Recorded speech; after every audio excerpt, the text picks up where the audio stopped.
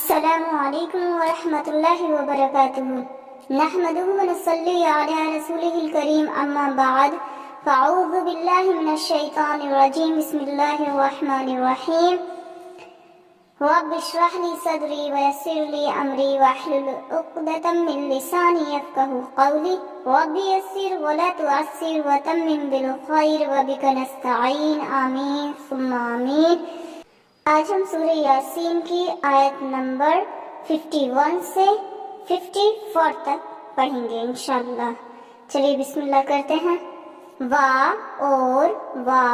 اور نفیخہ پھونکا جائے گا، نفیخہ پھونکا جائے گا،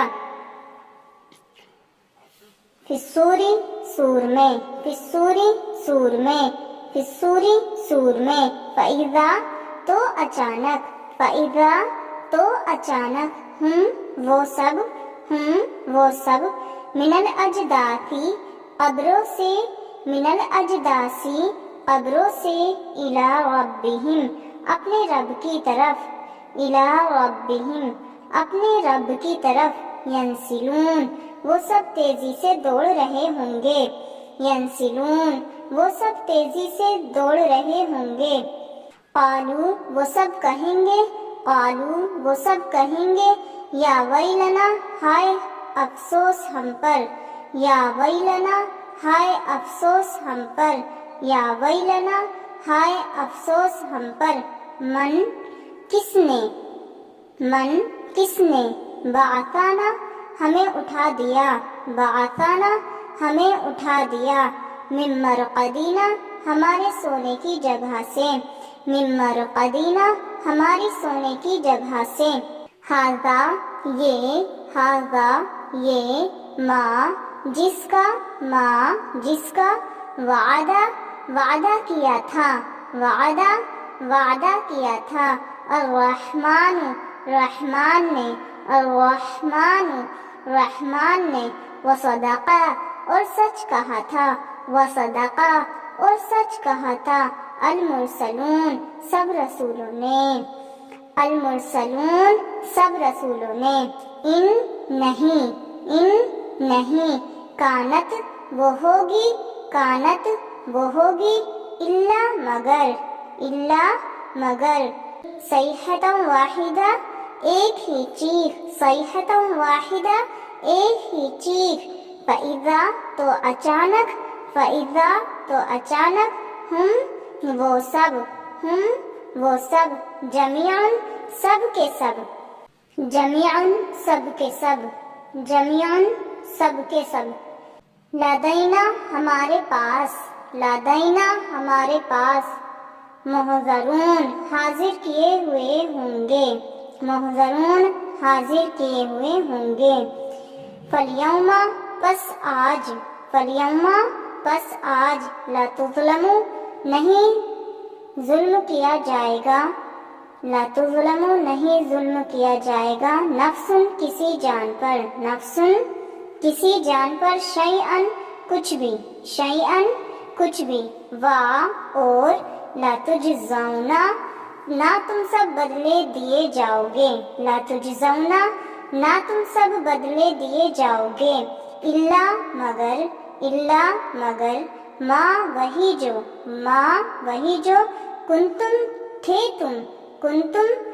تم تعملون تم سب عمل کرتے، تعملون تم سب عمل کرتے۔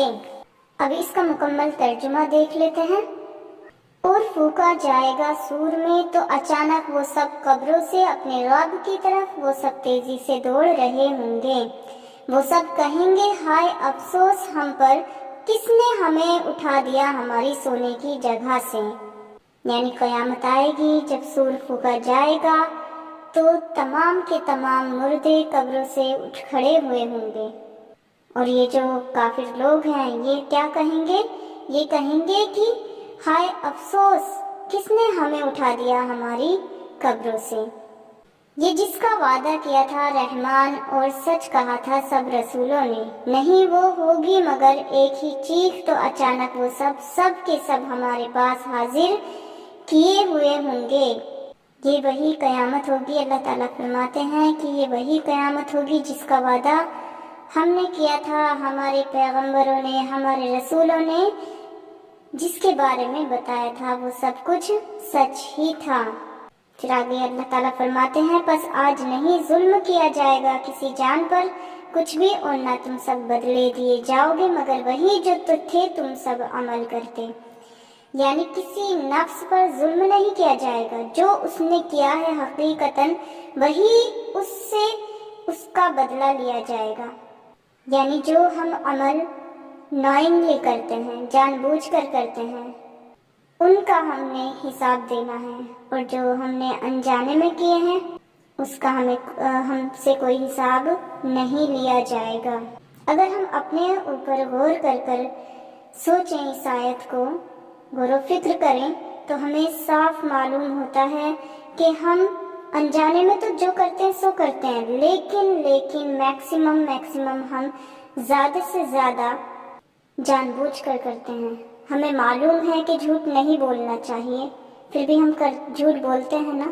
ہمیں معلوم ہے کہ ہمیں غیبت نہیں کرنی چاہیے، پھر بھی غیبت کرتے ہیں نا۔ ہمیں معلوم ہے کہ چوری نہیں کرنی چاہیے، پھر بھی کرتے ہیں۔ ہمیں معلوم ہے کہ جو ہمارے نبی پاک صلی اللہ علیہ وسلم نے کہا ہے اس پر عمل کر کے ہمیں اپنی زندگی گزارنی ہے، اسی حساب سے اپنی لائف کو اسپینڈ کرنا ہے، پھر بھی ہم نہیں کرتے نا۔ حد تو اب یہ ہے کہ ہم اتنے آگے نکل چکے ہیں کہ اگر ہمیں کسی بھی دنیاوی معاملات میں کسی بھی طرح سے اگر ہمیں چوز کرنا پڑتا ہے کہ یہاں اللہ تعالیٰ کو چوز کرنا ہے یا دنیاوی رسم و رواج کو چوز کرنا ہے، تو ہم سب سے زیادہ امپورٹینس اپنی دنیا والی باتوں کو دیتے ہیں، دنیا والی چیزوں کو دیتے ہیں کہ لوگ کیا کہیں گے۔ یہ فکر نہیں کرتے کہ اللہ تعالیٰ کیا کہے گا، اللہ تعالیٰ ہماری جب پکڑ کرے گا تو ہمارے ساتھ کیا ہوگا، اس بات کی ہم غور و فکر نہیں کرتے، مر جاتے ہیں دنیاوی طور پر کہ دنیا والے کیا کہیں گے۔ یہی سوچ کر خود کو ساری زندگی جب تک موت نہیں آ جاتی پریشان کرتے رہتے ہیں۔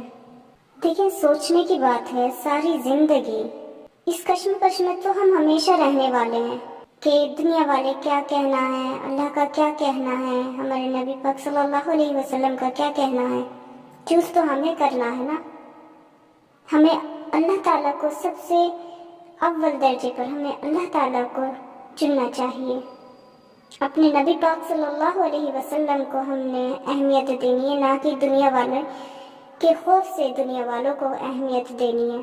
اللہ تعالیٰ سے یہی دعا ہے کہ قربان کر دیں اللہ تعالیٰ کی راہ میں ہر اس شے کو جو اللہ تعالیٰ کی راہ میں رکاوٹ بنے، چاہے وہ ہمیں کتنی ہی محبوب ہی کیوں نہ ہو۔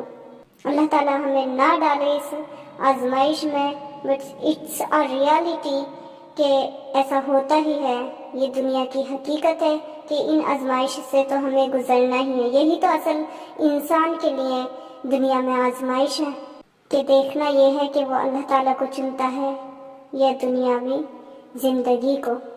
یہی سب سے بڑی انسان کی آزمائش ہے۔ اگر اس میں انسان ونر ہو جائے، سکسیس پا لے، تو انشاءاللہ جنت الفردوس اس کا خاص مقام ہوگی۔ اللہ تعالیٰ ہمیں استقامت دے، آمین ثم آمین۔ اللہ تعالیٰ ہمیں کہنے اور سننے سے زیادہ عمل کرنے کی توفیق عطا فرمائے، آمین ثم آمین۔ السلام علیکم ورحمۃ اللہ وبرکاتہ۔